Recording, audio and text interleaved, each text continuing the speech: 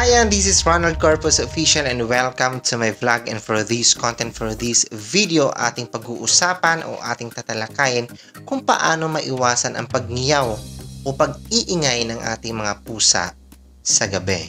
Subukan natin ang 6 na paraan kung paano maiwasan natin ito. Una, makipaglaro sa kanila bago matulog. Kung ang iyong pusa o kuting ay mas maraming enerhiya, malamang na hindi sila matutulog.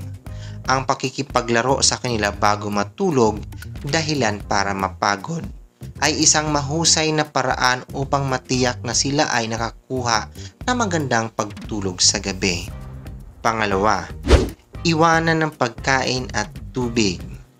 Ang iyong pusa ay maaaring ngiyaw ng ngiyaw sa gabi dahil sila ay gutom o nauuhaw.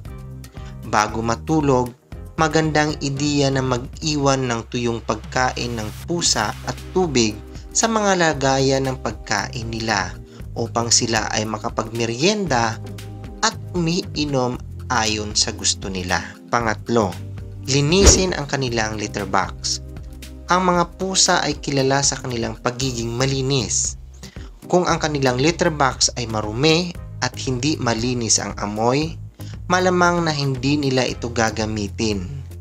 At sa makatuwid, mananangis, kaya kung gusto mong pigilan ang iyong pusa sa pag-ingay sa gabi, siguraduhing linisin ang kanilang litter box bago matulog. Pang-apat, bigyan sila ng pagmamahal. Maaaring gusto ng iyong pusa ng atensyon at pagmamahal. Ang pagbibigay sa kanila ng yakap bago matulog ay perpektong paraan upang matiyak na nakukuha nila ang pagmamahal na kailangan nila upang makatulog ng mapayapa. Panglima, iwasang tumugon sa mga ngiyaw ng iyong pusa sa gabi. Kung ang iyong pusa ay ngiyaw para sa iyong atensyon, maaari mong lunasan ito sa pamamagitan ng hindi pagpansin sa kanila. Gayunpaman, napakahalagang pag-iba-ibahin ang hindi gustong pag-uugali at seryosong isyo na kailangan alagaan.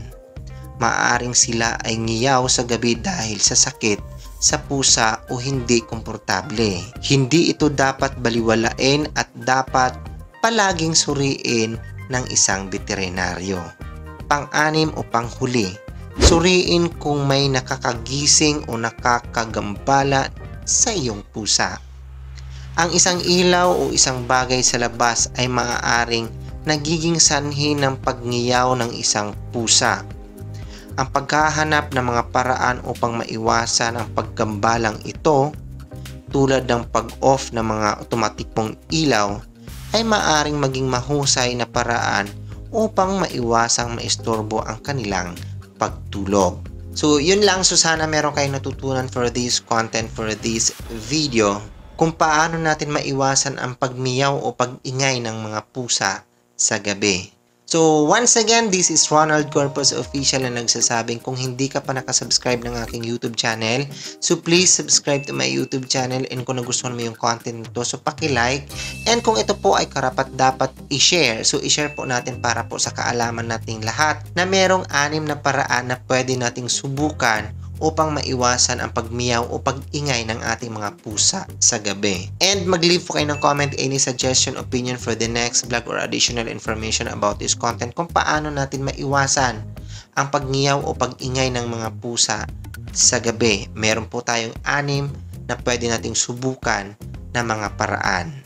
So, don't hesitate to leave a comment. And pinaka-importante mga ka-official is huwag niyong kalimutang i-click ang aking notification bell para updated kayo sa lahat ng video na gagawin ko dito sa YouTube. Nagpapasalamat din po ako ng buong-buo sa inyong walang sawang suporta ng aking YouTube channel. I love you all and bye-bye.